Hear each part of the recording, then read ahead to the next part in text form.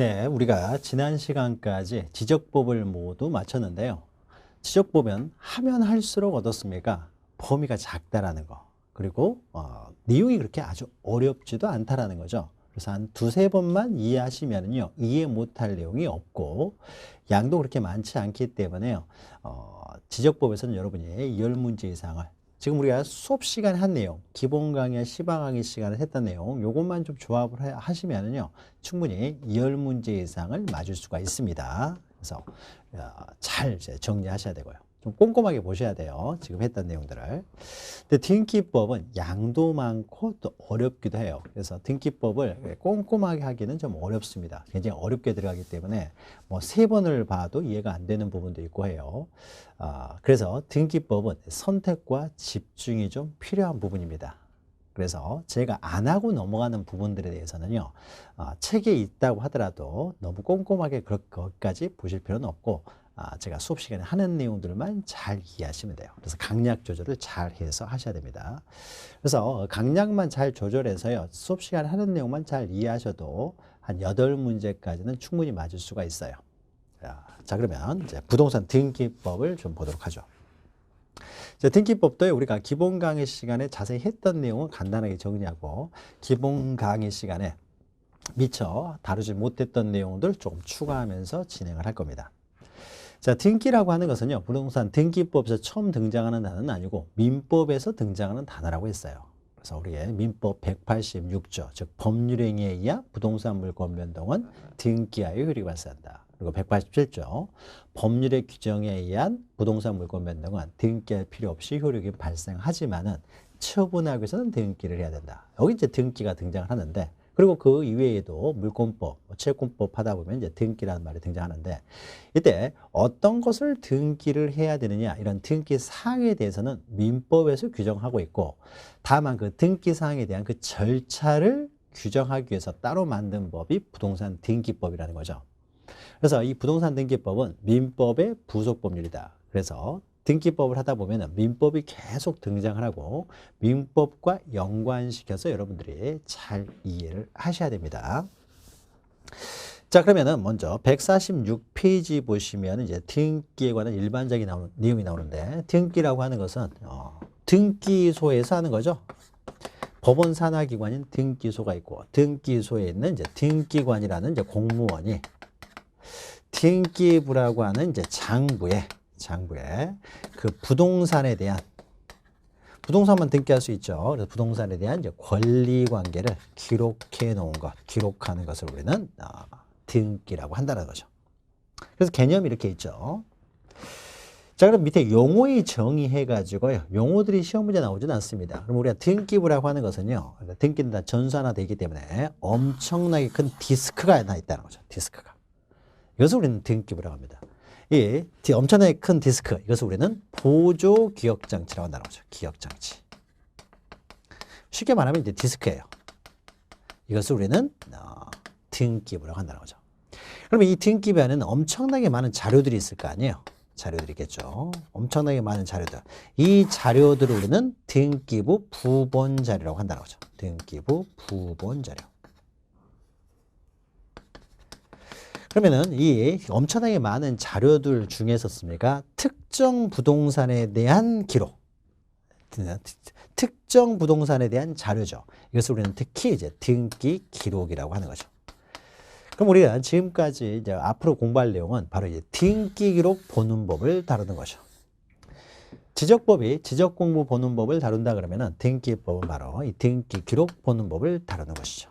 자, 그래서 등기부의 개념이 있죠. 그래서 밑에 보시면 전산정보 처리 조직에 의해서 입력 처리된 등기 정보 자료를 대법원 규칙이 정하는 바에 따라서 편성해 놓은 거, 쉽게 말하면 이 보조기억장치 디스크를 말합니다. 그리고 그 안에 그 있죠. 등기부 부본 자료 그러면은 등기부와 동일한 내용으로 그 보조기억장치, 이게 보조기억장치가 등기부예요. 보조기억장치에 기록되는 자료들을 등기부 부본 자료라고 하고요. 그 다음에 3번 보시면 등기 기록은 이때 그 자료들 중에서 한 필의 토지, 한 개의 건물에 관한 자료를 특히 이제 등기 기록이라고 한다는 거죠. 밑에 등기필 정보라는 것은요, 그 권리증을 말하는 거죠. 권리자라는 것을 증명하는 정보를 등기필 정보라고 한다. 등기필 정보는 우리가 신청 정보 시간에 자세히 다루게 되죠. 자, 3번에 등기의 기능은요, 자, 방가로 1번 보시면 186조죠, 민법. 법률행위에 의한 물권의 득실 변경, 부동산 물권의 득실 변경은 등기하에 효력이 발생하기 때문에 법률행위에 의한 부동산 물권 변동에 있어서의 효력 발생 요건, 즉 성립 요건이 되고요. 방가로 2번은 법률의 규정에 의한 부동산 물권 변동은 등기할 필요 없이 효력은 발생하지만 처분하기 위해서는 또 등기를 해야 되기 때문에 법률의 규정에 의한 부동산 물권 변동에 있어서의 그 처분 요건이 되는 거고요. 그 다음에 3번의 대항 요건이라는 것은 여러 가지 특약사항들, 당사자 간에만 효력이 있는 채권적 효력만 있는 것들이죠. 당사자 간에만 채권적 효력이 있는 그 채권들은 따로 등기할 필요 없지만은 우리 민법에서 예외적으로 등기할 수 있다라고 되어 있는 것들은 자, 등기를 하게 되면은 제3자에게도 주장할 수 있는 대항력이 발생하는 거죠. 이런 기능을 갖는 거죠. 등기는 이제 부동산 물권의 이제 공시 방법인 거죠. 공시 방법인데 때로는 이제 채권 같은 경우에는 이제 대항 요건으로서의 기능을 갖는다는 거죠. 자, 등기 분류해 가서 밑에 보시면 등기는 대상에 따라서요. 우리가 부동산 그러면은요. 부동산은 우리 부동산 등기법에서는 토지와 건물만을 다룬다는 거죠. 토지와 건물. 부동산 그러면 민법에서 토지와 그 정착물인데 그 정착물 중에서도 우리 일반 등기부에서는 건물 등기부만 다룬다. 그래서 토지와 건물 등기부 두 가지가 있는 거죠. 토지 등기부, 건물 등기부. 넘기시면 이제 기능에 따른 분류해 가지고요. 자, 그러면은 등기 기록은 이렇게 돼 있죠. 등기 기록은 부동산에 대한 권리 관계가 기록되어 있을 텐데 그러면은 이 부동산을 이제 표시하는 부분이 있겠죠. 그래서 우리는 표시란이라고 하고요. 표시란에는 부동산의 사실관계가 기록되어 있겠죠. 부동산을 표시하니까요. 사실관계가 기록되어 있을 것이고 그 다음에 권리관계가 하는 사항을 기록해 놓은 부분 그래서 우리는 사항란이라고 한다는 거죠. 자, 그러면은 우리 이제 등기부를 편성할 때 등기부에는 엄청나게 많은 등기 기록들을 줄 텐데 이 등기부를 편성함에 있어서 등기 기록들은 부동산마다 등기 기록을 두는 방법으로 등기부를 편성한다는 거죠. 그러니까 소유자별로 등기 기록을 두는 방법으로 등기부를 편성하는 것이 아니라 부동산마다 등기 기록을 두는 방법으로 등기부를 편성한다. 물적 편성주의라고 하는 거죠. 자, 그러다 보니까요, 이 부동산을 표시하는 부분이 그 등기 기록의 제목이 되죠. 따라서 표시란을 우리는 표제부라고 표시를 하고요. 그 다음에 사항란은 이제 권리 관계를 기록했는데 권리라는 것이 소유권 이외에 제한 물권 여러 가지 권리가 있는데 그 권리들을 다시 소유권에 관한 사항을 기록해 놓은 이제 갑구하고 권리 관계는 소유권 이외의 권리의 사항을 기록하는 이제 을구로 이제 나눠 놓고 있는 거죠. 그래서 등기 기록은 이제 표제부, 갑구, 을구로 구성되어 있죠. 사항란은 이제 권리관계가 기록되는 거죠. 권리관계가 기록되는 이제 사항란이 있다. 사항란은 다시 갑구, 을구로 나뉜다는 거죠. 그럼 이때 기능에 따른 분류해서 여기를 이제 표시란의 등기, 표제부 등기를 사실의 등기라고 하고요. 방가로 2번에 갑구, 을구에 관한 등기를 이제 권리에 관한 등기라고 하는 거죠. 그럼 그 실익은요, 이제 사실의 등기와 관련돼서 동그라미 2번 밑에요. 3, 4, 5번이 있죠. 그래서 이것은 뒤에서도 어차피 반복되지만은 사실의 등기, 표제부 등기는 언제나 주등기로 하는 거죠. 우리가 부기 등기는 권리의 순위와 효력을 유지시키기 위해서 하는 등기이기 때문에 권리의 등기가 아닌 사실의 등기, 표제부 등기는 다 주등기로 하게 되고요. 또 4번 사실의 등기에는 추정력이 없죠. 우리가 등기의 추정력 그러면 등기의 권리 추정력을 의미합니다. 그래서 추정력은 사실의 등기에는 인정되지 않고요. 또 가등기도요. 채권적 청구권 보존을 위해서 이루어집니다. 그러니까 권리에 대해서만 가등기가 되기 때문에 표제부에는 가등기가 안 되고요. 또 등기 유용에 있어서도요. 권리에 관한 상난 유용만 되는 것이지 표제부, 부동산 표시에 대해서는 유용이 안 되죠. 부동산은 동일성이 없어버리기 때문에 멸실된 건물과 종전 건물은 뭐 이렇게 동일성이 없으니까 등기의 유용도 표제부는 유용이 안 된다는 거죠. 자, 동그라미 5번 보시면요. 우리가 뒤에서 공부하는 내용이죠. 그래서 표제부 등기는 사실관계를 기록하기 때문에 부동산 등기법에서요. 등기 의무를 규정하고 있죠. 그래서 부동산 표시 변경 등기나 멸실 등기. 이게 표제부에 하는 등기잖아요. 이런 것들은 뭐 1개월 안에 또 존재하지 않는 부동산에 대해서는 뭐 지체 없이 등기 신청 의무가 있죠. 그러나 권리에 관한 등기에 있어서는 우리 등기법에서는 따로 등기 의무를 규정하고 있지는 않습니다. 신청 의무를. 다만 이제 특별법, 뭐 부동산 등기 특별조치법이라든지 부동산 실명법 이런 특별법에서는 이제 예외적으로 등기 신청 의무를 규정하고 있지만은 우리 부동산 등기법에서는 따로 등기 신청 의무를 따로 규정하고 있지는 않아요. 자, 오른쪽으로 보시면은요, 이제 여러 가지 또 내용에 의한 분류인데, 내용에 의한 분류를 하기 전에 먼저, 두 장을 넘기시면, 152페이지 보시면은, 이제 등기를 이제 여러 가지로 분류를 하는데, 자, 효력에 의한 분류 보시면요, 등기는 크게 종국 등기가 있죠. 그러니까 뒤에서 등기 효력을 다룰 텐데, 일정한 등기 효력을 발생시키는, 종국적으로 효력을 발생시키는 종국 등기가 있고요. 보통 우리가 등기 그러면은 종국 등기를 말하는 거죠. 근데 등기는 이렇게 종국적인 효력이 발생시키는 등기는 아니고 이 종국 등기를 예비하기 위해서 이루어지는 이제 예비 등기가 있죠.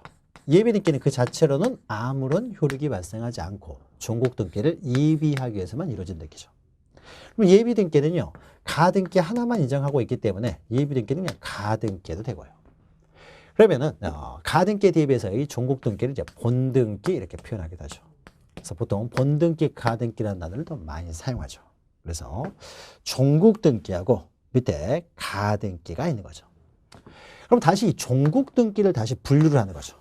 여러 가지로. 우리가 보통 등기 그러면은 종국 등기를 말해요. 가등기는 이제 가등기라고 돼 있으면 가등기고 그런 말이 없으면은 종국 등기를 말하는 거죠. 이 종국 등기의 분류가 어떻습니까? 149페이지에는 양가로 3번에 있는 내용에 의한 분류라는 거죠. 종국 등기는요, 다시 이제 기입 등기가 있고요. 그러니까 새로운 사항을 등기부에 기록한 이제 기입 등기가 있죠. 소유권 보존 등기, 소유권 이전 등기, 저당권 설정 등기, 저당권 이전 등기. 새로운 사항이 등기부에 기록되기 때문에 이제 기입 등기가 있고요. 그런데 이 기입 등기가 어떻습니까? 실체 관계하고 일치하면 등기가 유효할 텐데 실체 관계하고 이제 불일치가 이루어지면요, 불일치. 실체 관계라는 것은 실체, 표제부에 기록되는 실체 사실관계나 상란에 기록되는 실체 권리관계하고 불일치가 있게 되면 어떻습니까? 이럴 때는 일치시키는 등기라는 거죠. 실체관계 일치시키는 등기. 이때 이 실체관계 일치시키는 등기가 어떻습니까? 불일치하는 모습에 따라서 일치시키는 등기의 모습이 틀려지는 거죠. 그래서 만약에 일부만 불일치한다. 그러면은 변경 또는 경정 등기를 통해서 시정을 하죠. 변경은 일부가 후발적 불일치면 변경, 원시적으로 불일치하면 경정 등기를 하는 거고요. 근데 만약에 원시적이든 후발적이든 전부가 불일치하면 이럴 때는 말소 등기를 하는 거죠. 자, 모든 것들은 불일치가 되면 전부가 불일치하면 말소의 대상이 되지만 말소 등기를 다시 말소할 수는 없죠. 따라서 부적법하게 말소가 되었을 때 말소 등기를 이제 말소된 등기를 시정하는 제도로는 이제 말소 회복 등기가 있죠.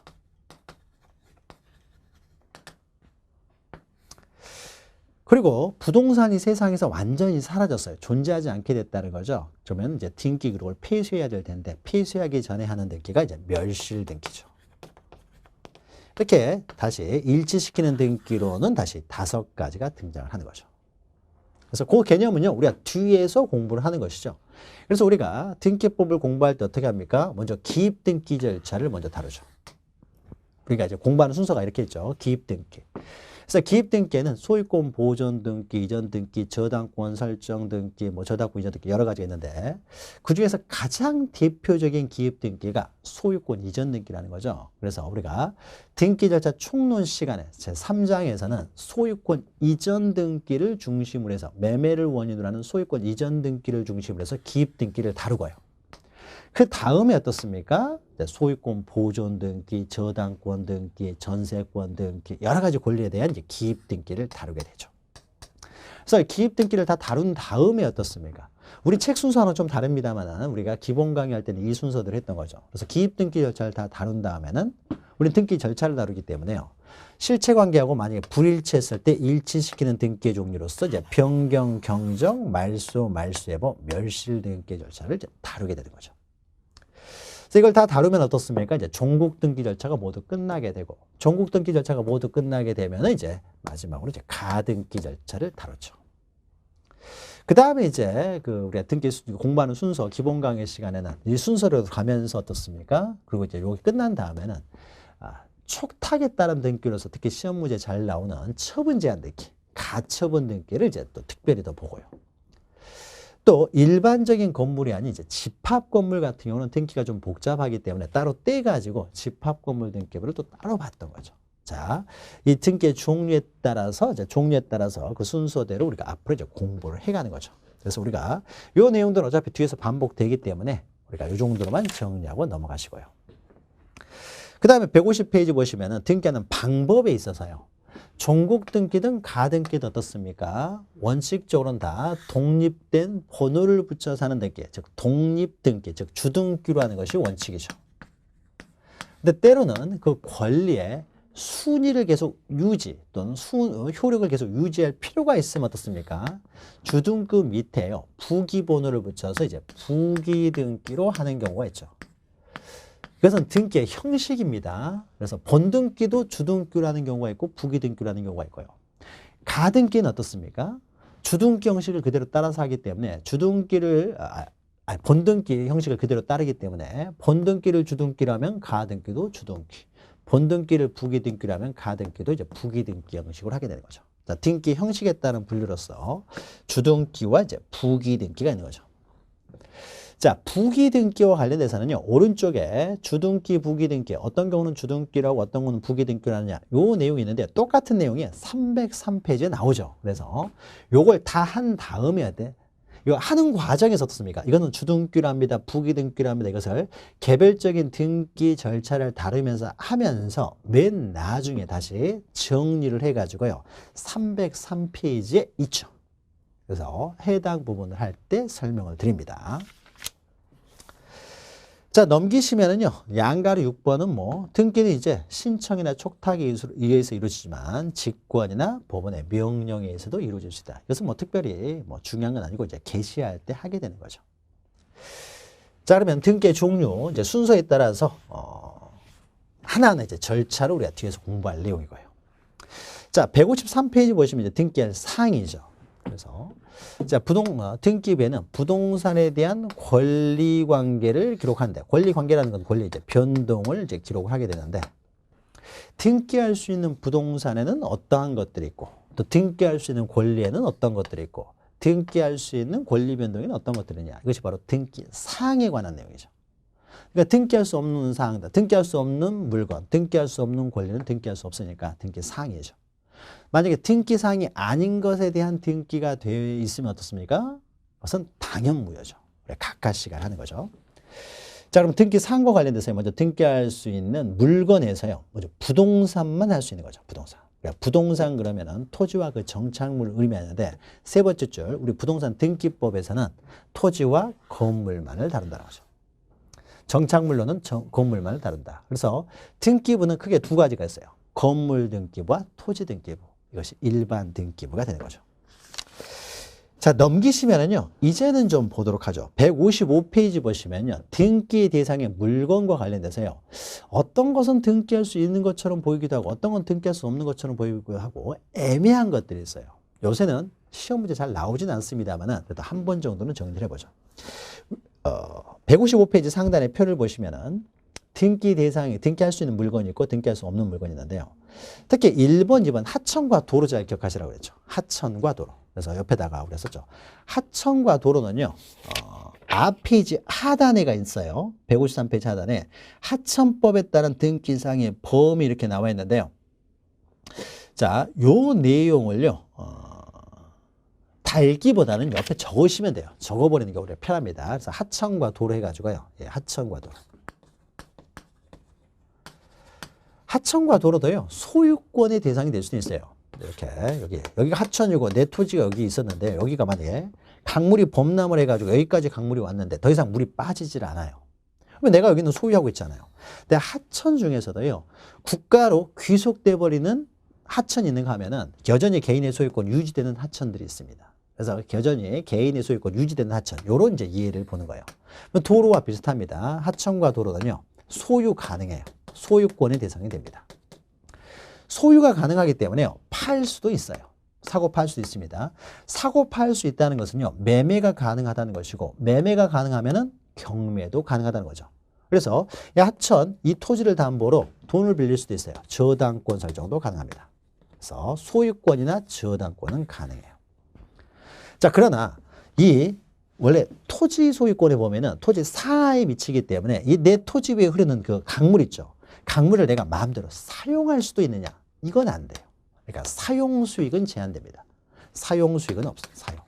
사용. 내가 직접 사용할 수도 없고 다른 사람에게 사용하게 할 수도 없어요. 그러니까 사용 수익은 제한돼요. 사용 수익이 제한된다는 것은 공용 제한이 된다고요. 공익적, 굉장히 공익성이 강하죠. 하천과 도로는. 그래서 공익성이 강하기 때문에 그 공익성에 의해서 그 사용이 제한된다. 그래서 공용 제한된다 이렇게 표현합니다. 공용 제한을 받고 있어요. 그래서 하천과 도로는 공용 제한을 받고 있기 때문에 사용 수익은 안 돼요. 사용 수익이 안 되기 때문에 사용 수익할 수 있는 권리, 용익권의 설정은 안 됩니다.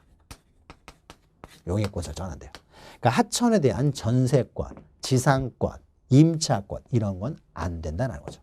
그러나 하천도 소유권, 저당권의 대상이 되기 때문에 등기는 가능해요. 그렇죠? 등기는 가능하지만 용익권만 제한된다. 이렇게 정리하시면 돼요. 시험 문제는 공용 제한되고 있는 토지도 등기가 가능하다. 그럼 맞는 거죠. 공용 제한되고 있는 하천과 도로도 소유권, 저당권은 가능하니까. 그러나 하천에 대한 용익권 설정은 안 될 뿐이에요. 안 됩니다. 그 다음에 3번 보시면 유류저장 탱크, 송유관은 넘어가실 거예요. 그냥 유류저장 탱크만 기억하시면 되는데 이것은 여러분 민법 시간에 공부하는 내용일 텐데요. 자, 이런 거요. 만약에 갑이 소유하는데 부합해서 다루는 거죠. 갑이 소유하는 토지에 대해서요. 갑이라는 사람이 주유소 건물을 지은 다음에 자기가 갑이라는 사람에게 유류저장 탱크를 만들었어요. 이건 갑이 만든 거죠. 갑이 유류저장 탱크를 만드는데 이게 얼마 걸렸냐? 한 2억 정도 들였어요. 토지는 한 10억 정도 됩니다. 그러면 유류저장 탱크도 갑의 것이고 토지도 갑의 것이기 때문에 이 유류저장 탱크는 토지의 일부로 봐도 상관이 없겠죠. 그래서 토지에 그냥 부합된다고 봅니다. 그러니까 토지 소유자가 유류저장 탱크를 만들면요, 그냥 토지의 일부로 봐요. 토지의 일부로 보기 때문에 따로 등기할 필요가 없는 것이죠. 자, 그런데 만약에 소유자는 갑인데요, 여기에 을이라는 사람이 토지를 임차해가지고요, 자기가 주유소 영업을 하기 위해서 임차를 해가지고 을이라는 사람이 주유소 건물을 지었어요. 임차권을 가지고요. 토지에 대한 임차권을 가지고. 그리고 이 사람이 어떻습니까? 유류저장 탱크를 을이 만들었어요. 그러면은 임차권에 의해서 을이 만든 거죠. 권원에 의해서 유류저장 탱크를 만들었어요. 그러면은 을이라는 사람이 2억 들여서 만들었는데 이것이 토지 일부로 봐서 갑이 소유한테 해버리면 안 되잖아요. 따라서 임차권이라는 권원에 의해서 유류저장 탱크를 만들었으면요, 이것은 토지에 부합되지 않죠. 여전히 을이 소유하는 거예요. 을이. 자, 을이 소유하기 때문에요. 그러면 이건 어떻습니까? 독립된 물건이 되는 거죠, 이제. 그러니까 갑이 만들었을 때는 토지 일부가 돼버리기 때문에 독립된 물건이 아니었어요. 부합돼 버리지만은 이제는 을이 권원에 의해서 만들었기 때문에요, 부합되지 않아요. 부합되지 않으면 이제 을의 것이기 때문에 이것을 등기를 해야 되겠죠. 움직이지 않잖아요. 그럼 이때 등기를 할 수가 있다는 거죠. 을 명의로 등기할 수가 있습니다. 그래서 부합되지 않는 유류저장 탱크 이런 것들은 이제 독립성을 갖게 되면 등기할 수 있어요. 또 밑에 4번 구분 건물의 전유 부분은 갑구, 을구, 표제부와 갑구, 을구 다 등기할 수 있죠. 규약상 공용 부분도 등기할 수는 있죠. 다만 표제부만 두는 거죠. 또 5번, 6번은 그냥 기억하세요. 그냥 아파트의 지하실이라든지 밑에 지하 주차장도 따로 등기할 수는 있어요. 지하실 같은 경우는 따로 분양도 가능해요. 상가 건물 같은 경우 지하실을 생각해 보시면요, 따로 지하만 없습니까? 분양할 수도 있잖아요. 팔 수도 있잖아요. 그래서 지하실 등기할 수 있고요. 지하 주차장 같은 경우는 이제 부속 건물로 등기할 수가 있어요. 그래서 지하실, 주차장도 등기할 수 있다. 7번은 농업용 고정식 원실, 토지의 정착물이에요. 고정되어 있는 거죠. 그러니까 이건 등기할 수 있어요. 비각이라고 하는 것은요, 비석이 이렇게 있으면요, 비석, 비 안 맞으러 뒀습니까? 비 안 맞으러 이렇게 만들어 놓은 게 있죠. 이건 이제 비각이라고 해요, 비각. 이것도요, 우리 판례는 등기할 수 있다라고 봤어요. 사이로라고 하는 것들은요, 어떤 뭐 물건들을 담아놓는, 뭐 비료라든지 이런 거 담아놓는 콘크리트 구조물이에요. 그래서 이건 등기할 수 있다고 봤습니다. 특히 또 10번, 1번, 2번 하고요. 그 다음에 10번 좀 기억하세요. 10번. 개방형 축사인데요. 우리가 건물이라고 하기 위해서는요, 기둥이 있고 지붕이 있고 주벽이 있어야 우리는 건물이라고 하는 거죠. 밀법 시간 하죠. 기둥, 지붕, 주벽. 이런 건물이라고 합니다.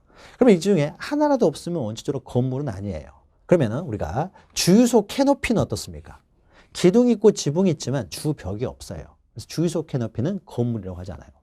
그런데 주벽이 없음에도 불구하고 기둥과 지붕만 있는 축사예요, 축사. 축사들은 이렇게 생긴 게 있어요. 근데 축사가 굉장히 넓습니다. 200제곱미터 이상이에요. 이것까지는 뭐 자세히 알 필요 없고요. 이렇게 좀 일정한 범위를 좀 넘어가는 개방형 축사, 그러니까 주벽이 없는 축사, 이런 것들은 우리 특례법에서요, 예외적으로 등기할 수 있도록 해주고 있어요. 그래서 옆에서 특례법을 쓰면 돼요. 원래는 주벽이 없기 때문에 이것은 건물이라고 할 수 없지만요, 특례법에서 이런 개방형 축사들도 등기할 수 있도록 해주고 있습니다. 자, 그러면 이와 비교해가지고 등기할 수 없는 물건은 공유수면의 토지니까 바다죠. 바다는 토지가 아니니까 등기할 수 없고요. 방조제의 부속시설을 했는데 방조제하고 그 부속시설은 구별하셔야 돼요. 방조제는 등기할 수 있어요. 근데 방조제를 등기하게 되면요, 방조제에 있는 그 배수 관문들, 그 부속시설, 이건 따로 등기가 안 된다는 거예요. 그러니까 방조제는 등기가 가능하고 방조제의 부속시설은 그 방조제의 일부일 뿐이기 때문에 따로 등기할 수가 없습니다. 방조제 부속시설은. 그래서 3번은 그냥 넘어가시고요. 4번 보시면 구조상 공용부분은 따로 등기하지 않는 거죠. 사고 파는 대상이 되지 않기 때문에 구조상 공용부분은 등기할 수 없고요. 5번 가설건축물, 모델하우스 이런 것들은 토지의 정착물이 아니야. 조립식 건물, 조립식이에요. 정착물이 아니라고 그래서요. 이것은 따로 등기할 수 없고. 양어장이나 옥외 수영장 이런 것들은요, 지붕이 없어요. 지붕이 없는 이렇게 쓰세요. 지붕이 없는 양어장 이런 거예요. 옥외 수영장 옆에서 지붕이 없는 이렇게 쓰세요. 지붕이 없으면 우리가 건물로 보지 않기 때문에 이런 것들도 따로 등기할 수 없고요. 7번은 비닐하우스만 기억하시면 되는데 비닐하우스는요, 토지의 정착물로 보지를 않았어요. 그래서 따로 등기할 수 없고. 공해상, 바다니까 이건 아니겠죠. 그 다음에 9번 좀 기억하세요. 9번. 공작물 시설로 등록된 해상 관광 호텔용 선박이에요. 그러니까 선박이 있는데요. 이 선박을 건물, 그러니까 호텔로 개조했다는 거예요. 그러니까 호텔용 선박. 그러니까 선박을 호텔로 개조했습니다. 선박을 아무리 호텔로 개조했다고 하더라도 이것은 선박일 뿐이에요. 선박이니까 건물로 보지를 않습니다. 그래서 호텔용 선박, 선박은 등기할 수가 없다. 이렇게 좀 기억하시고요. 요거 좀 이렇게 시험에 요새는 잘 안 나오지만 이렇게 좀 정리를 하시고요. 그 다음에 등기할 수 있는 권리가 나오는데요. 권리는 원칙적으로 물권만 등기할 수가 있는 것이 원칙이죠. 물권만. 그러나 채권 중에서도 예외적으로 등기할 수 있는 거죠. 그러면은 물권은 원래 등기할 수가 있지만 물권 중에서도 등기할 수 없는 것들이 있죠. 그래서 점유권이라든지 뭐 유치권 이런 것들은 점에 의해서 공시되기 때문에 따로 등기할 수 없고요. 채권은 원칙적으로 등기할 수 없지만 예외적으로 뭐 임차권이라든지 환매권 이런 것들은 우리 민법에서 등기를 인정하고 있기 때문에 또 등기할 수가 있죠. 자, 그러면은요, 권리에 대해서는 넘기시면은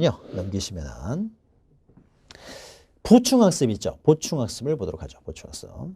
자, 가운데 있는, 자, 등기는 부동산의 표시와 다음 어느 하나에 해당하는 권리에, 자, 보존, 이전, 설정, 변경, 처분, 제한, 소멸. 이것도 기억하셔야 돼요. 권리 변동의 종류인데, 이거는 우리가 외웠죠. 보, 이, 변소, 설, 처. 이렇게 외웠다고 하죠. 그래서 보는 보존, 이는 이전, 변은 변경, 소는 소멸, 설은 설정, 처는 처분 제한.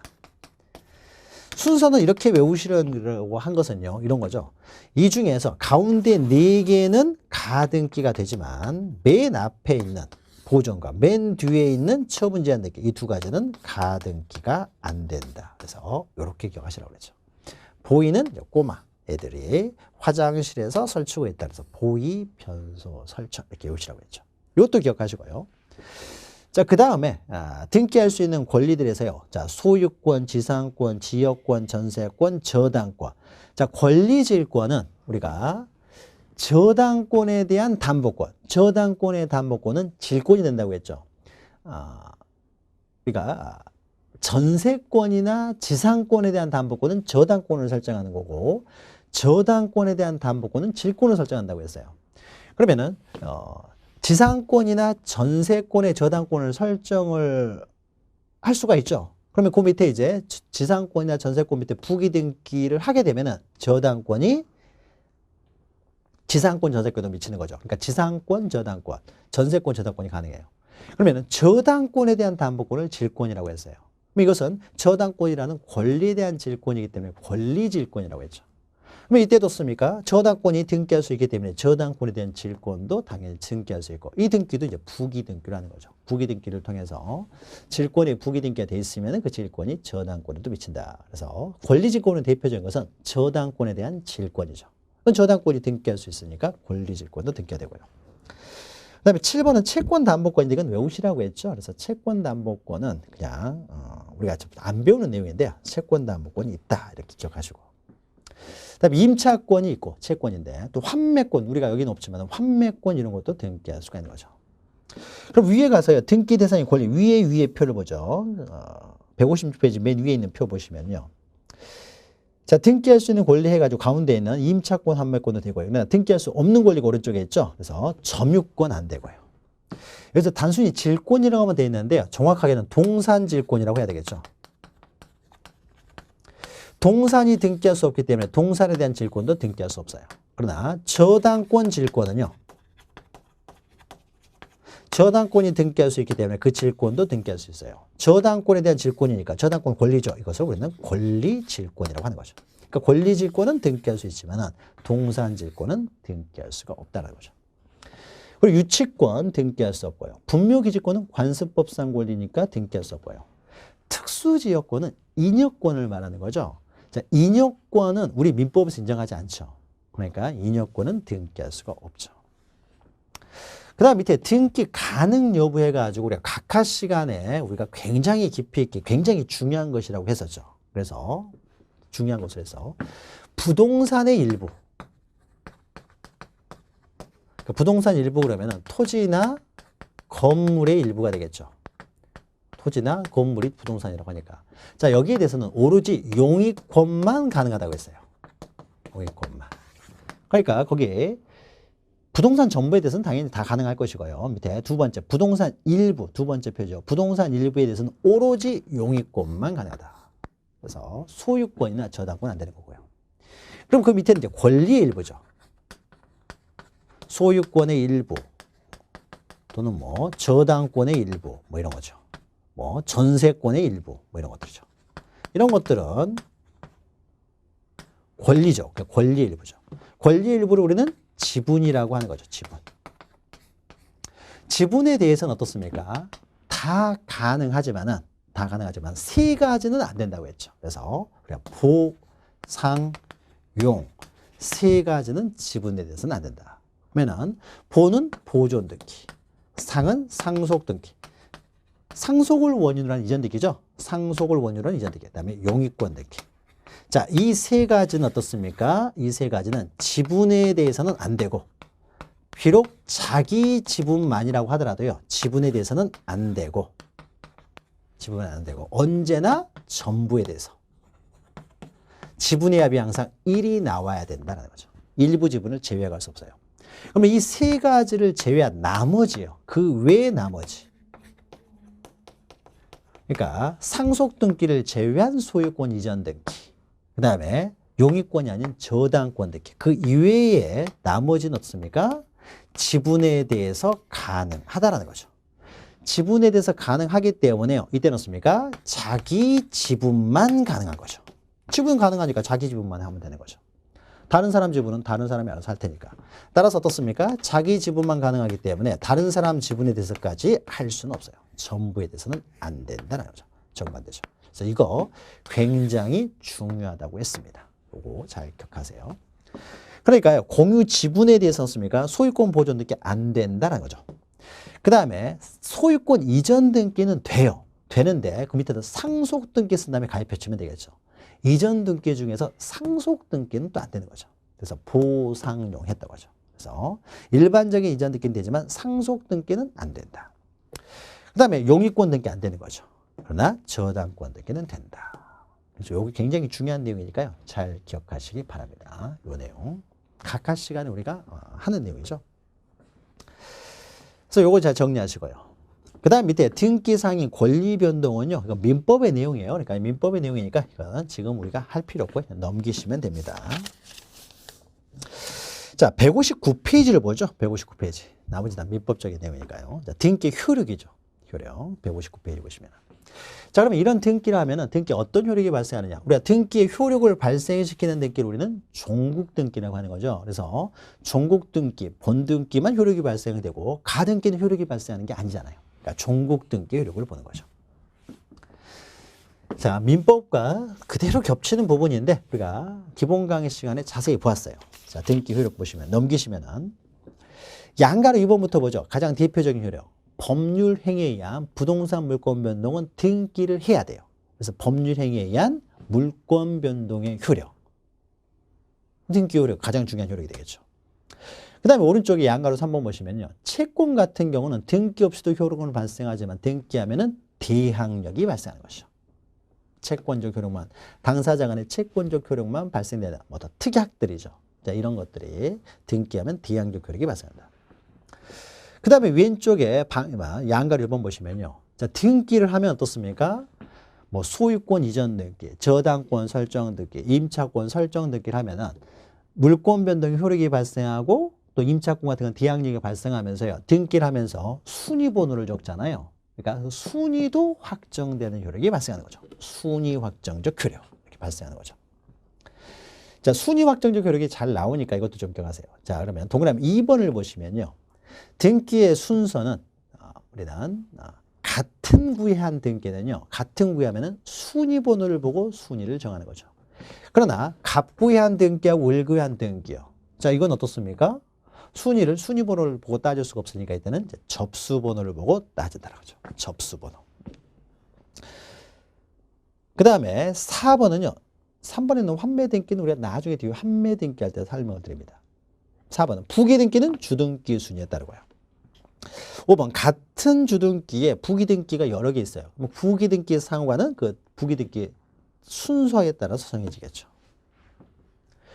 6번, 7번은 뒤에서 하니까 넘어가시고요. 자, 8번 보시면 가등기는 어떻습니까? 가등기에 의해서 이제 본등기를 하게 되면 가등기에 의한 본등기 순위는 가등기 밑에 동일한 순위 번호를 사용해서 본등기를 하다 보니까 본등기 순위는 가등기 순위하고 언사나 일치하게 되죠. 그래서 본등기 순위는 가등기 순위에 따르고요. 9번은 우리가 집합건물과 관련된 것인데요. 만약에요. 같은 구에 있으면 항상 순위 번호예요. 같은 구는. 그러면 같은 구는 순위 번호로 따질 텐데 같은 갑구나 같은 구는요. 그리고 다른 구는 어떻습니까? 다른 구는 순위 번호를 따질 수가 없기 때문에 이거는 접수 번호로 따지는 거죠. 그럼 만약에요. 토지 등기 기록에 있는 등기하고 건물 등기 기록에 있는 등기하고 우열의 문제가 생겼어요. 이것도 같은 구가 아니잖아요. 토지 등기부에 있는 권리하고 건물 등기부에 있는 권리가 누가 먼저냐. 거기도 우열이 생겼어요. 그러니까 서로 다른 등기 기록. 다른 등기 기록. 토지 등기 기록과 건물 등기 기록 사이에 우열이 다툼이 생기면요. 이때도 어떻습니까? 순위 번호를 보고 따질 수가 없죠. 이럴 때는 다 접수 번호를 보고 따지겠죠. 접수 번호. 같은 구일 때만 순위 번호에 의한 거죠. 자, 그러면요. 9번 보시면요. 대지권에 대한 등기로서 효력이 있는 등기. 자, 대지권 등기는 어디다 합니까? 건물 등기부에, 건물 등기부. 그러니까 대지권에도 미치는, 그러니까 건물 등기부에 어떤 건물 등기부에 등기를 하게 되면요. 이것이 대지권에까지 바로 효력이 발생하는 거죠. 그래서 대지권에 대한 등기로서 효력이 있는 등기는요. 건물 등기부에 하는 등기예요. 근데 이것과 대지권의 목적인 토지의 등기 기록에 한 등기예요. 그러면 토지 등기부에 한 등기죠. 그러니까 서로 다른 등기구예요. 건물 등기부에 한 등기와 토지 등기부에 한 등기.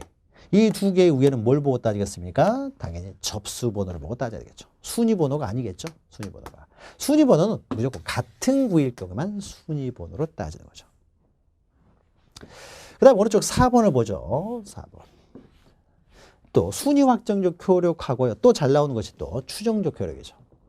일단 등기가 돼 있으면 어떻습니까? 등기가 돼 있으면은 서로 다툼이 생겼을 때 권리는 권리를 주장하는 사람이 입증을 해야 될 테지만 등기가 돼 있는 사람은 그 등기된 내용은 적법, 유효하게 된 것으로 추정을 하다 보니까 스스로 입증할 필요가 없는 효력. 그래서 우리는 추정적 효력이라고 하죠. 그러니까 등기 명인이 스스로 입증하는 것이 아니라 그 등기를 부인하고자 하는 사람이 입증해야 되는 효력이죠. 그래서 등기가 있으면 밑에 있죠. 실체적 권리관계. 권리관계뿐만 아니라 권리관계죠. 권리관계. 사실의 등기는 추정력이 미치지 않기 때문에 자, 실체 권리관계가 존재. 존재라고만 되어 있지만요. 적법 유효성이죠. 적법 유효성이 추정되는 효력, 추정력이죠. 그래서 등기의 내용을 부인하고자 하는 사람이 입증해야 되는 효력을 말하는 거죠. 먼저 반가 1번 보시면 권리에만 추정력이 미쳐요. 사실의 등기는 추정력이 미치지 않는다고 했어요. 권리에만 추정력이 미친다. 자, 그럼 권리 추정력이 미치면은요, 등기부에 기록된 내용들은 다 추정력이 미칩니다. 그래서 첫 번째 줄 맨 오른쪽에 임차권이 등기되어 있으면 임차권도 추정되고, 두 번째 줄에 저당권 등기가 되어 있으면은 저당권도 추정이 되면서 저당권 등기에는 피담보 채권액도 기록하잖아요. 그러니까 피담보 채권액도 추정력이 미치고요. 또 등기를 할 때는 그 등기 원인도 기록하죠. 그래서 등기 원인도 당연히 적법 유효가 추정되고요. 또 등기를 하는 과정에서 그러니까 사전 절차. 자, 등기는 등기관이 비록 형식적 심사를 하지만은 등기관이 심사를 통과해서 한 등기이기 때문에요. 만약에 등기부에는 기록되지 않지만 등기가 되는 과정에서 사전 절차, 토지거래 허가, 농지취득 자격증명, 또 미성년자가 신청했을 때는 법정대리인의 동의 이런 게 다 있으니까 등기가 됐다고 보는 거죠. 있으니까 등기가 됐을 거 아니에요. 그래서 그 사전 절차요. 그래서 두 번째 줄 보시면 거기에 절차의 적법 추정에서 농지취득 자격증명, 토지거래 허가 또는 법정대리인의 동의서 또는 또 유권대리 대리인이 했으면요. 위임장 들어왔으니까 대리 해줬을 거 아니에요. 그러니까 유권대리 이런 모든 것들이 다 추정이 됩니다. 특히 중요한 것은 동그라미 2번 보시면은 자, 등기 추정력은요. 갑액에서 을로 소유권 이전 등기가 됐으면은 을이 소유자냐 아니냐를 가지고 제3자 병과 다툼이 있을 때도 이 등기 추정력은 미치기 때문에 병이 을이 소유자가 아니라는 걸 입증을 해야 되고요. 을이 전소유 명의자인 갑과 다툼이 생겼을 때도요. 이때도 추정력은 미친다라는 거죠. 그래서 을이 스스로 입증하는 것이 아니라 이걸 부인하고자 하는 갑이 입증해야 되는 거죠. 즉 제3자뿐만 아니라 전 등기 명의인에 대해서도 전 소유자에 대해서도 추정력은 미친다라는 거죠. 동그라미의 두 번째 줄 특히 잘 기억하시기 바랍니다. 자, 우리가 보통 등기 추정력 그러면요. 이전 등기를 말하는데 반가로 4번 보시면 보존 등기 추정력이죠. 갑 앞으로 최초의 소유권 보존 등기가 되어 있습니다. 근데 보존 등기는요. 등기 원인이 기록이 안 돼요. 그러니까 보존 등기를 제외하고는 다 등기 원인이 기록이 돼요. 그래서 일반적인 보존 등기를 제외한 다른 등기에 있어서는 등기 원인이 다 추정력이 미칩니다. 원인이 기록되니까요. 그러나 보존 등기에 있어서는 등기 원인이 기록되지 않기 때문에 등기 원인에 대한 추정력 이런 건 미치질 않아요. 없으니까요. 그럼 보존 등기는요. 최초의 소유자 명의로 이제 등기하는 게 보존 등기이기 때문에 원시 취득자 명의로 등기하는 게 일반적이죠. 그럼 보존 등기가 되어 있으면 갑이 원시 취득자라는 점에서 일단 추정력이 미쳐요. 원시 취득한 사람이다. 소유권이 미칩니다. 근데 원시 취득자라는 점에 대해서만 미치기 때문에 만약에 원시 취득자가 따로 있음이 밝혀졌어요. 그럼 이 사람이 원시 취득자가 아니죠. 그러니까 보존 등기 추정력은 깨져버립니다. 그러면은 이 추정력이 계속 유지되기 위해서는요. 갑이라는 사람이 A와 다툼이 생겼을 때 맞다. 내가 원시 취득자는 아니지만 내가 이 사람으로부터 매수하였다. 매매죠. 매매를 하였다. 그리고 그러면 원래 A 앞으로 보존 등기라고 내 이름으로 이전 등기를 해야 되는데 A를 생략하고 그냥 모두 생략 등기를 했다. 이게 입증이 되었습니까? 모두 생략 등기도 실체관계에 부합하면 유효한 등기가 되기 때문에 등기 추정력이 미쳐요. 그럼 이때 내가 A로부터 이걸 매수하였다는 사실을 누가 입증해야 돼요? 갑이 스스로 입증을 해야 되는 거죠. 여기 등기 원인이 기록이 안 되니까. 매매를 원인으로 소유권 이전 등기가 돼 있던 사람은요. 매매가 써져 있기 때문에 내가 스스로 매매를 했다는 걸 입증할 필요 없어요. 매매를 통해서 이전 등기를 받은 사람은. 그러나 보존 등기 명의는요. 매수를 했다는 사실을 스스로 입증을 해야 됩니다. 그러니까 A라는 사람이 난 너한테 판 적이 없다 그러면요. 갑이 스스로 매수 사실을 입증을 해야 된다는 거죠. 자, 1번 보시면요. 보존 등기가 있다고 하면은요. 보존 등기 명의인에게 소유권 있음 위에다가 원시 취득자라는 점에 대해서 추정력이 미친다는 거죠. 네, 기본 강의할 때 했던 거죠. 그런데 먼저 3번을 보시면요. 3번이나 4번을 보시면은 보존 등기 명의 위에 다른 사람이 당해 토지를 사정받은 사람 있어요. 또는 4번처럼 보존 등기 명의 이외의 건물을 신축한 사람이 따로 있어요. 즉 원시 취득자가 따로 있음이 밝혀지게 되면은 3번, 4번이죠. 이런 경우에요. 이럴 때는 보존 등기 추정력은 깨진다는 거죠. 그러면은 2번에서 이제 동그라미 2번입니다. 이 사람이 계속 내가 소유자라는 것을 계속 유지하기 위해서 추정력에 미치기 위해서는요. 원시 취득자로부터 내가 매수했다는 것을 증명하면 됩니다. 근데 이때 이 증명은 어떻습니까? 보존 등기 명의에 수수로 해야 된다는 거죠. 이게 2번이죠. 자, 보존 등기 명의자가 보존 등기하기 이전에 소유자로부터 소유권을 양도받았다. 그러니까 원시 취득자가 따로 있어 버린다는 거죠. 그러면 이 사람으로부터 내가 양도받았다는 사실을 주장을 하고 이게 인정되면은 추정력이 유지될 테니까 그러면 양도받았다는 사실은요. 이 사람이 스스로 입증을 해야 된다는 거죠. 소유권을 양도받은 것이라고 주장하면은 추정력은 깨진다. 추정력이 깨지니까 어떻습니까? 스스로 입증해야 된다. 그러니까 밑에다 쓰면 되죠. 양도 사실을 보존 등기 명의는 스스로 입증을 해야 돼요. 원시 취득자가 따로 있음이 밝혀져 버리면 추정력은 일단 깨졌기 때문에 스스로 양수 사실을 입증을 해야 된다는 거죠. 자, 그 다음에 기타 해가지고요. 기타에서 1번은 그냥 뭐 여러분 민법 시간에 보니까 그냥 넘어가시면 되고요. 2번 보시면 가등기요. 가등기는 어떠한 효력도 발생하지 않습니다. 가등기는 뭐 추정력, 권리 변동적, 뭐요 어떤 것도 발생하지 않아요. 그러니까 가등기 자체로는 아무런 효력이 없고 본등기를 하게 되면 비로소 이제 본등기 효력이 발생하는데 다만 그 본등기의 순위만 가등기 순위로 보존해주는 효력이 발생하는 거죠. 그러니까 가등기 자체만으로는 어떠한 효력도 발생하지 않기 때문에 가등기만으로는요. 청구권 발생 원이 되는 계약관계가 존재하는 것으로 뭐 이전 등기 청구권이 발생했다 뭐 이런 데에 대한 뭐 추정력 어떤 것도 발생하지 않습니다. 그러니까 가등기에서 어떤 효력이 발생한다 그러면 다 틀린 표현이다 이렇게 기억하시면 돼요. 자, 그 다음에 이제 밑에 양가로 5번 보시면요. 점유적 효력은 취득시효 기간을 어떻습니까? 점유 취득시효는 20년이지만 등기부 취득시효는 10년이니까 취득시효 기간을 단축시켜주는 효력이 있고요. 그 다음에 6번도 좀 기억하세요. 형식적으로 일단 등기가 돼 있으면 이게 무효인 등기라고 하더라도 어떻습니까? 그것이 말소되기 전에는 이와 양립할 수 없는 등기를 할 수가 없는 효력, 후등기 저지라고 하는 거죠. 용익권과 용익권은 양립할 수 없기 때문에 용익권 등기가 먼저 존재하고 있는 동안에는 이것이 무효라고 하더라도 이 양립할 수 없는 다른 용익권 등기를 할 수가 없다는 거죠. 그러니까 말소한 다음에 하라는 것이죠. 그리고 7번 보시면 우리 민법에서 등기에 대한 공신력은 인정해 주지를 않죠. 등기의 공신력은 인정해 주지 않는다. 자, 그럼 오른쪽에는요. 등기 유효요건인데 우리가 등기 효력 보시면요. 먼저 권리 변동. 그 다음에 뭐 대항력, 그 다음에 순위 확정력, 그 다음에 뭐 점유적, 뭐 후등기 저지, 그 다음에 추정력 6가지가 있었죠. 근데 이 점유적 효력, 후등기 저지력, 추정력 효력은 어떻습니까? 이것은 유효인 등기에서만 발생하는 것이 아니라 무효인 등기에서도 발생하죠. 방금 썼죠. 후등기 저지력도 일단 무효라고 하더라도요. 말소하기 전에는 요에 양립할 수 없는 등기를 할 수가 없고요. 점유적 효력, 시효 취득은 어떻습니까? 무효인 등기를 기초로도 시효 취득 가능합니다. 또 추정력도 어떻습니까?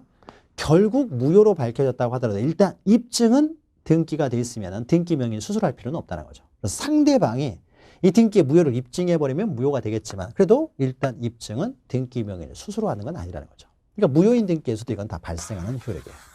그러나 이 세 가지는 어떻습니까? 유효인 등기에서만 발생하는 거죠.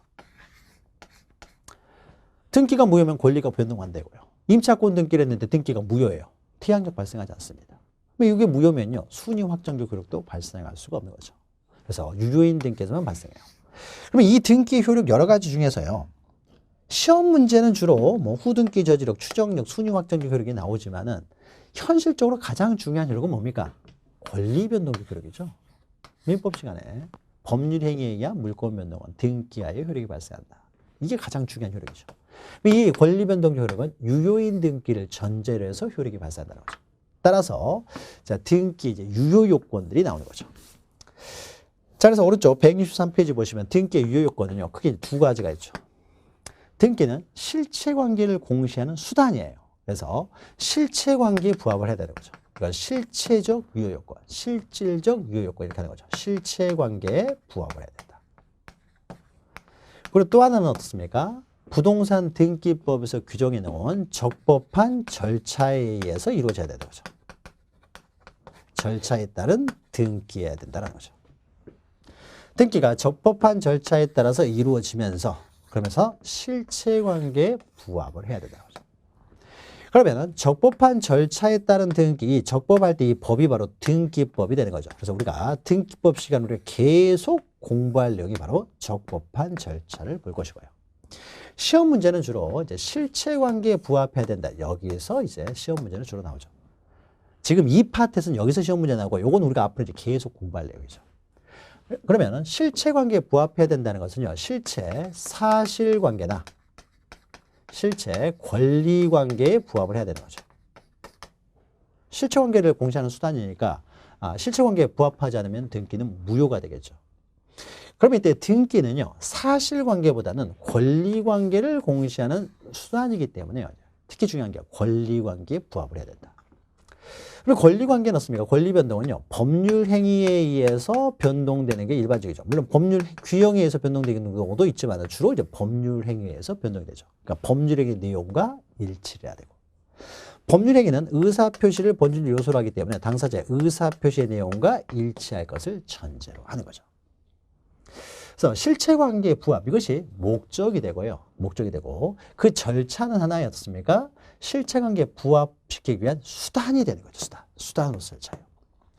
그러면 우리 책에서는 형식적 유효 요건, 절차적 요건이 먼저 나오죠. 그래서 반가를 1번 보시면 우리가 이제 등기법 시간에 계속 할 내용이죠. 그래서 자 반가를 1번 보시면 신청 절차를 준수해야 되는 거죠. 하자가 없어야 된다는 거죠. 그래서 이때 관할 위반이나 동그라미 위반에 있는 사건이 등기할 것이 아닌 것에 관한 등기, 등기상 위반은 어떻습니까? 그것은 뭐 당연무효죠. 그러니까 각하 시간에 공부를 하죠.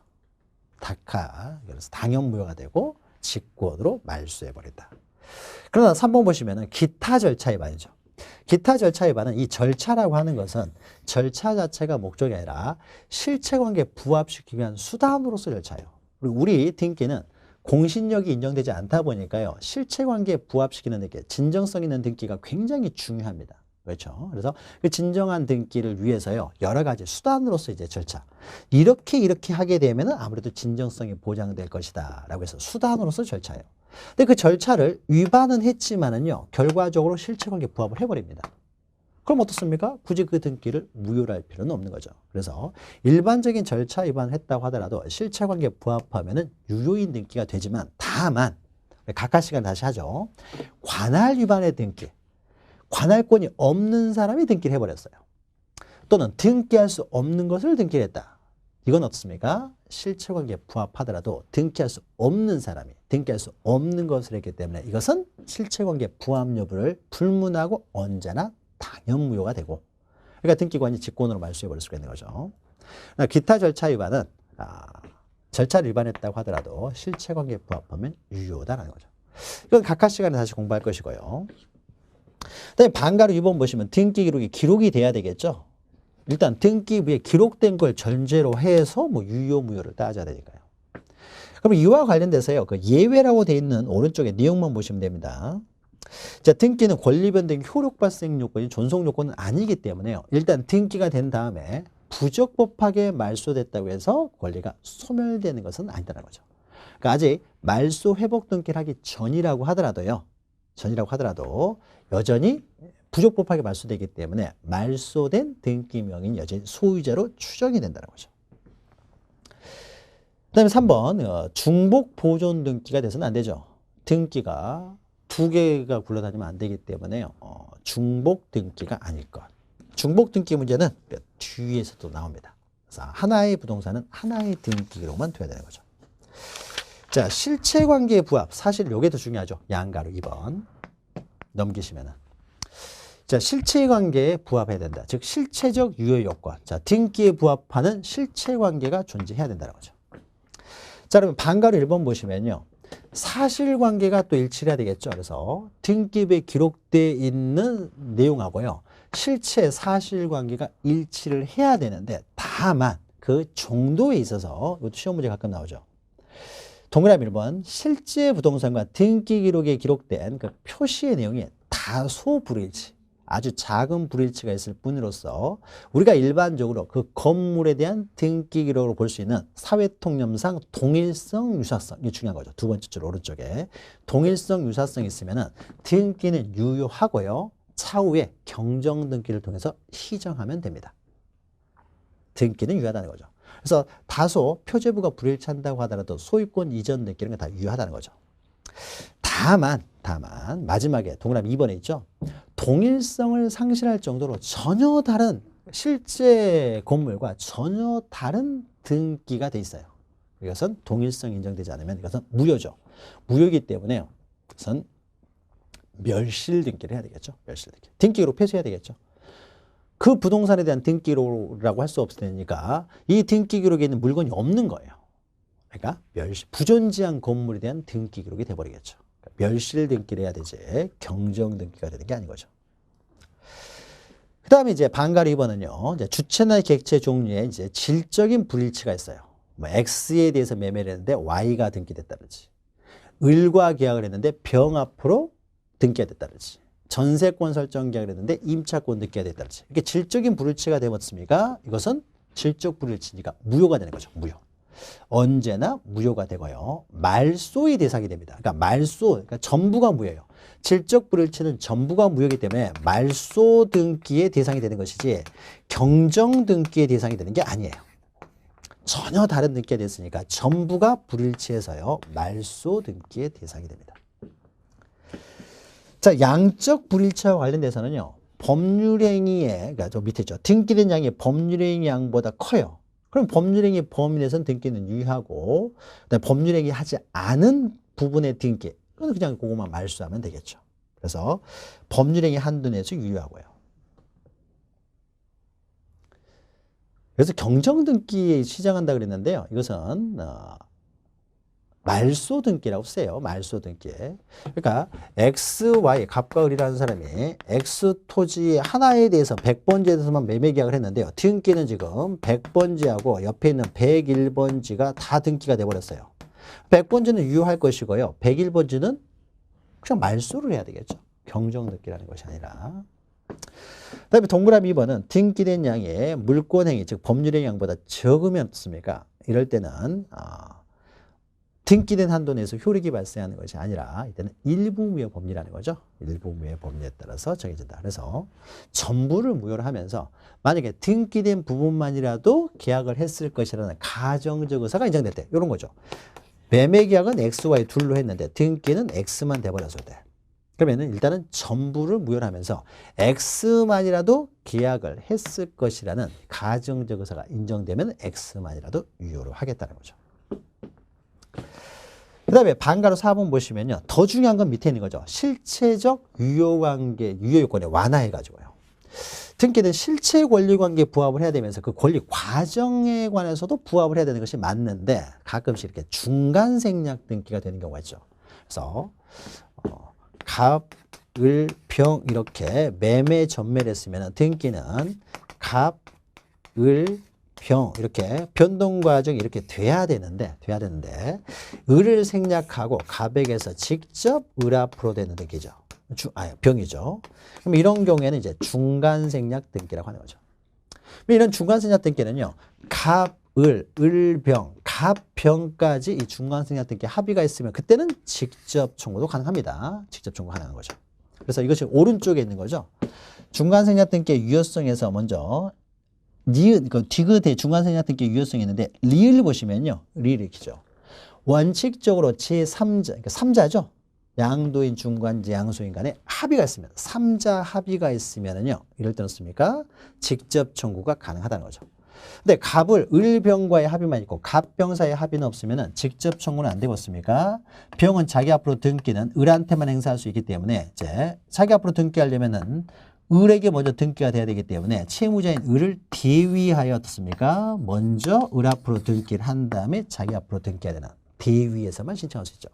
즉 3자 합의가 있으면 직접 청구가 가능하지만 3자 합의가 없으면 대위에서만 가능하다는 거죠. 대위에서만. 자, 그런데 그 미음 보시면요. 3자 합의가 없었음에도 불구하고 등기가 이렇게 돼버렸어요. 3자 합의가 없음에도 불구하고 3자 합의가 없으면 대위에서 을 앞으로 등기한 다음에 자기 앞으로 등기를 해야 되는데 3자 합의가 없음에도 불구하고 직접 이렇게 중간생략 등기가 돼 있다. 라고 하더라도 어떻습니까? 이거는 실체관계에 부합한다는 거죠. 실체관계에 부합하기 때문에 이것은 유효한 등기가 된다.